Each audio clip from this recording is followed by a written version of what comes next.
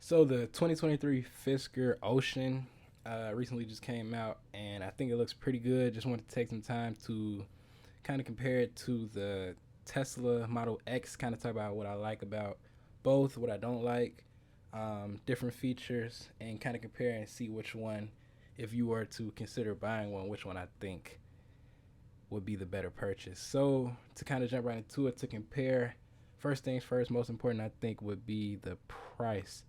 The Fisker up here starts at 40. You can get it all the way up to $70,000.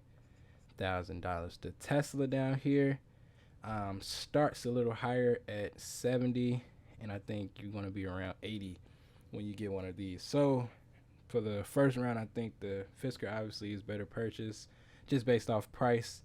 Getting a lot more car, I think, for a lot less money. I think that's always something to be happy about. To talk about power, up top you have 565 horsepower compared to down here you have 670 horsepower. Obviously, more power, more better, but I think you probably won't be able to tell too much because 0 to 60 up here is 3.7, 0 to 60 as compared to 3.3, 0 to 60. So pretty close. Don't think you'll be able to tell much difference between the two in terms of 0 to 60. And most electric cars, they are pretty fast, and it's just fast at the end of the day. So pretty much minuscule difference. Range, the Fisker is estimated at 360 miles as compared to 348. Now I would take that with a grain of salt because the Fisker hasn't came out yet, and oftentimes they kind of estimate more than what they really are. So just based off the numbers, the main thing I think is this price up here. I think you're getting a lot for a lot less than you get in the Tesla. So just based off this, right now I'm kind of leaning towards the Fisker. Moving away from the numbers to talk about the design. Definitely like the design. I move to the Fisker first.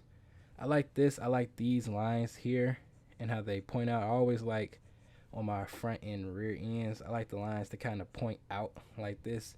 Kind of plants the car a lot better. You have like this line here, more lines pointing out. Contrary to that, you have this line up here that comes from the hood, which I do appreciate that, all the way down into here, and then points into here. I like the connectedness of all these lines. That looks pretty good. Contrary, like I said, this one is pointing like inward, but I think based on how high it is and far away from the street, I think it doesn't really affect the planet look of the car as much as these would. Like if this line was like pointing in and like this, I think that would kind of throw off the planetness of the car.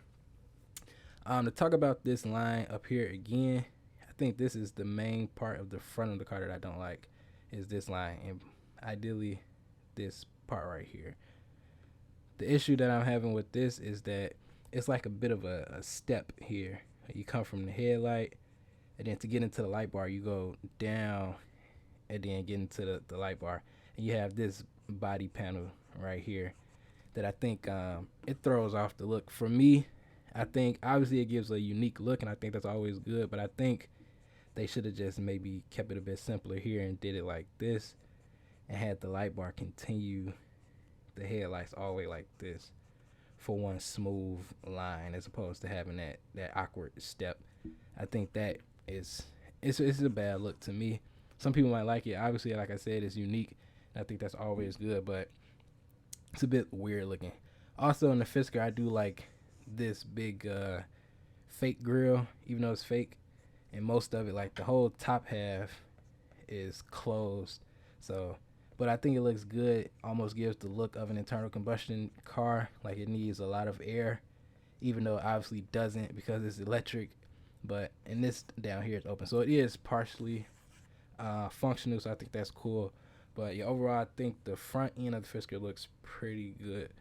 Moving to the Tesla, never really been a big fan of Teslas, but truthfully, it's not really too much to hate in terms of design. They keep it pretty simple, aside from like the overall bubbliness of the car.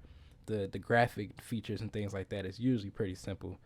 I do like this line here.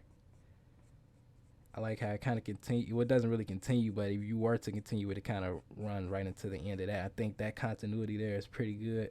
And then it comes around here. You have this nice grill here. like I said, everything is pretty simple, and I think that translates to the inside too. One thing I don't like is this grill right here. I think it's like so small. It looks kind of weird. But overall, I think it's not really too much to talk about with the Tesla. I think either you like it or you don't. Either you love it or you hate it. I'm more so on the hate it side, but yeah, Tesla's not really for me. But I think they do keep it pretty simple. And I think if you like a minimalist design, I kind of like how they have this crease here, kind of pointing to this grill. If you like a minimalist design, I think that's definitely what you're gonna get here in a Tesla. So I think it's not too much to hate, but it's definitely not too much to really talk about either because they keep it so minimalist. I do like, however, this little slash right here, this little black part, even though it's such a minor detail, I think it serves a major purpose because if it wasn't here, you would just have a bunch of open blank body panel.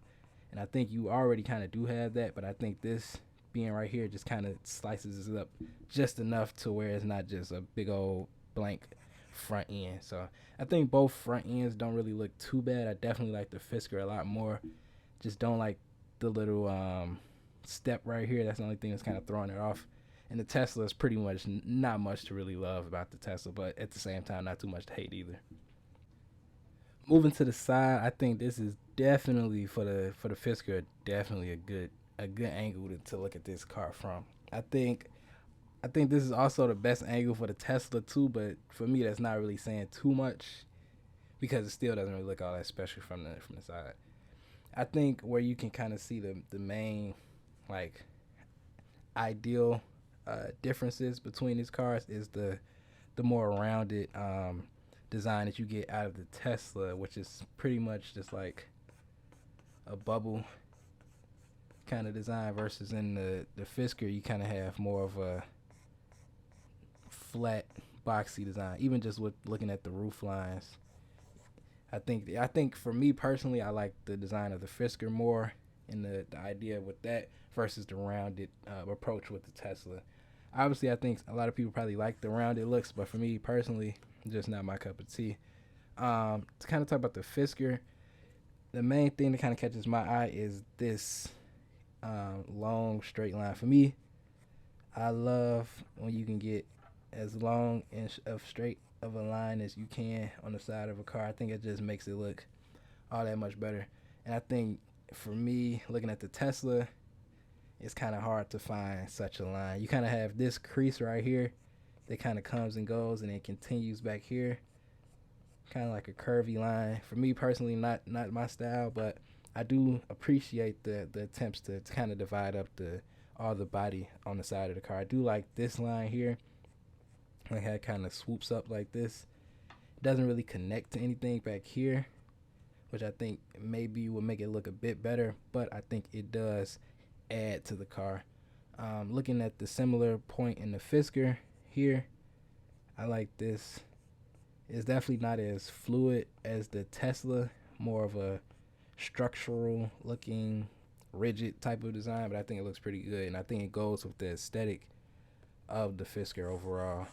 Again, talking about this line that I just erased, there's no like defined shoulder line in this car, and obviously it's not one in the Tesla either. Somewhere that'd be maybe somewhere in this point, and I think it kind of hurts the Tesla overall not having like a line that kind of adds strength to the side of the car. But I think in the Fisker, because it has this line that we were talking about, this one right here, I think it kind of doesn't really need a shoulder line. I think even having the shoulder line might throw it off a bit. I think just having that strong line where it connects the window and the body, I think that looks pretty good. Another thing about the side of the Fisker is this little wedge here. I think that looks pretty good. For me personally, if I was to design a car, I probably would never think to put something like that right there. I would probably just have how this window is and just have the window run all the way back here and have all of this be black, similar to like the Range Rovers. But I think this looks pretty good, and I think it adds a uniqueness to the car too that you don't really see anything like this in other cars. Also, I think it allows them to put this little turn signal right here, which is also a charge indicator, which I think is pretty cool. So I think overall the side of the car is pretty good. Definitely more structured approach here on the wheel arches, giving it more of a boxy look. It is still rounded, but if you come and compare it to the Tesla, like this is just like a half circle versus here you have kind of like the more boxy approach, and I think that looks pretty good. Moving to the back for the Fisker, I think this is a phenomenal view of the Fisker. Almost like this more than the side, mainly because of how aggressively stanced it is. It's like this just goes out like so severely, and I think that just makes it look like incredibly planted. And then with the wheel kind of coming out like that, like I definitely appreciate too how you can see the wheels, like the side of the wheels from the back of the car. Just kind of makes it, just to add to that planet look.